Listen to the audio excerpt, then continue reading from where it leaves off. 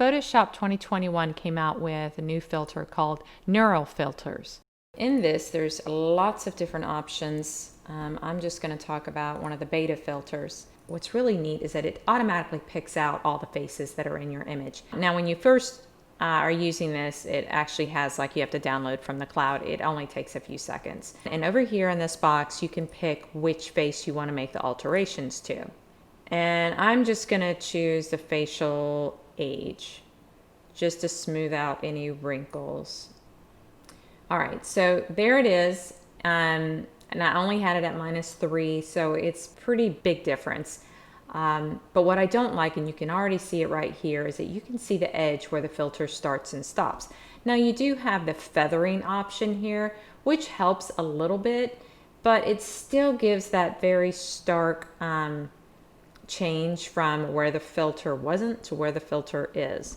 So what I like to do is when you export it, okay, here's one thing. When you output it, there's different options for outputting.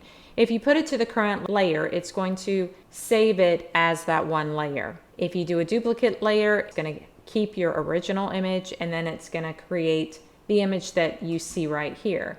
The duplicate layer with a mask, exactly what it says, it's going to duplicate the layer so you can contain your original image, and then it's going to throw a mask on top. Or you can just do a new layer, which is just going to give you this blue cutout area on top of your original layer. And then this smart filter, which is single layer with a smart filter added. I'm going to use the duplicate layer mask only because it saves me a little bit of time, because I'm going to apply a mask onto this anyway, because I don't like rigidness of going from no filter to filter. All right, so here's my image. Here's the new layer with the filter added. This is the before and this is the after. So now I want to take this and kind of blend it in. So I have my brush tool, and I've got it at around 89%. I kind of like to just blend it in. Also, my brush is set with 0 hardness, just so it fades in better. So I'm just going to take it around the edges to kind of blend it a little bit more, and around my neck. And there we go.